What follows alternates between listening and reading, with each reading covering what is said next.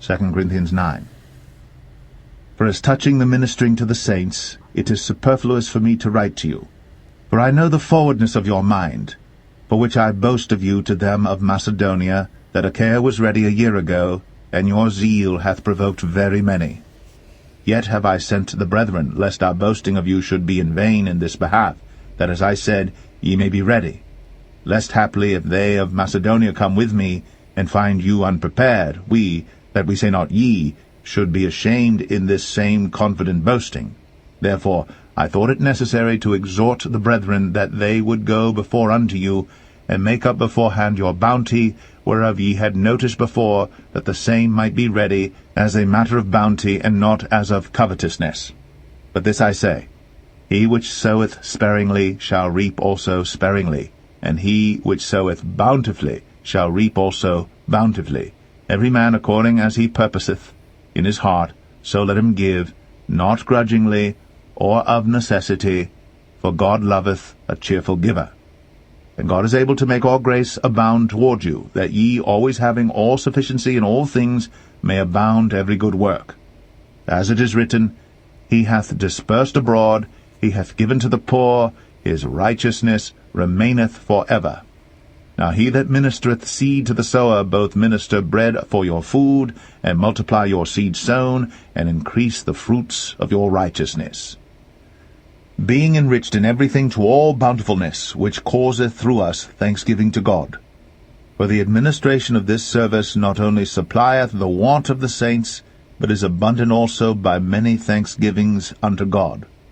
Whiles by the experiment of this ministration they glorify God for your professed subjection unto the gospel of Christ, and for your liberal distribution unto them, and unto all men, and by their prayer for you, which long after you, for the exceeding grace of God in you. Thanks be unto God for His unspeakable gift.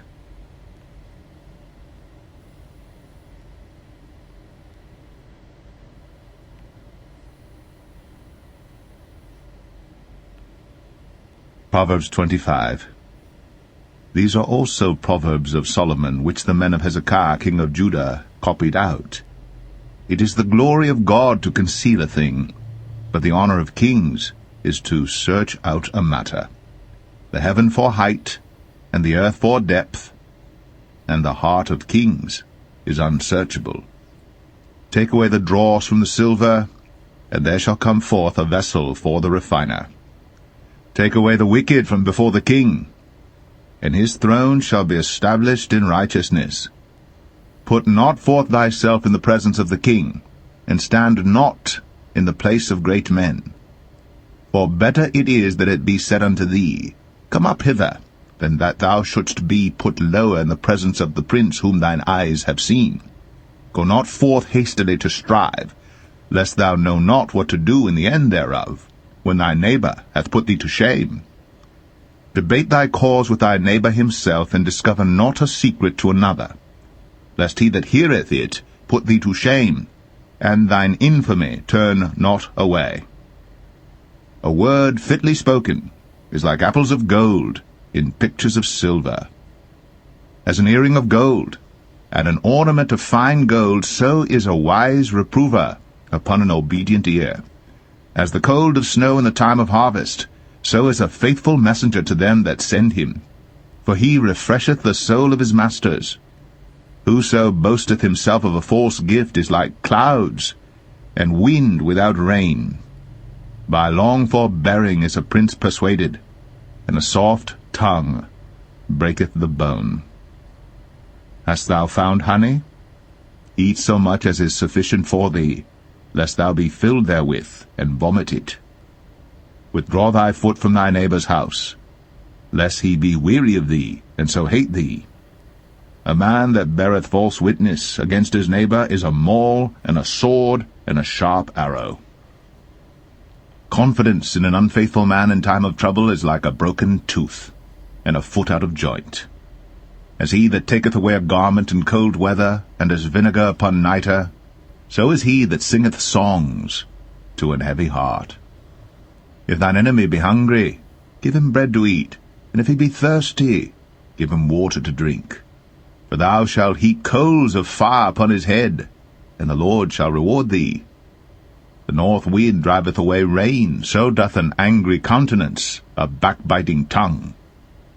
It is better to dwell in the corner of the housetop than with a brawling woman and in a wide house.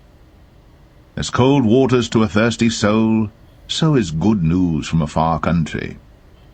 A righteous man falling down before the wicked is as a troubled fountain and a corrupt spring.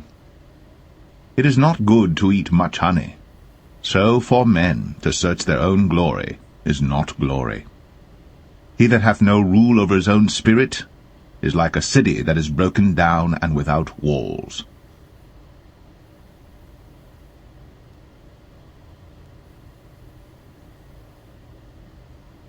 Proverbs 26. As snow in summer, and as rain in harvest, so honor is not seemly for a fool.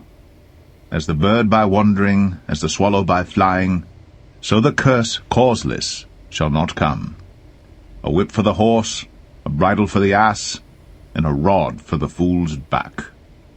Answer not a fool according to his folly, lest thou also be like unto him.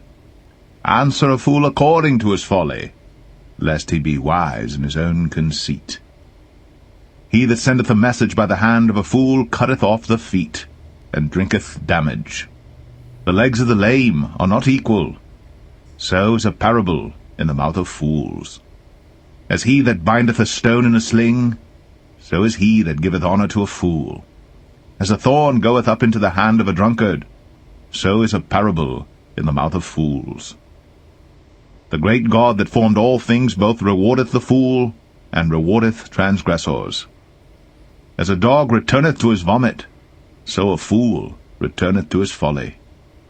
Seest thou a man wise in his own conceit? There is more hope of a fool than of him. The slothful man saith, There is a lion in the way, a lion is in the streets. As the door turneth upon his hinges, so doth the slothful upon his bed.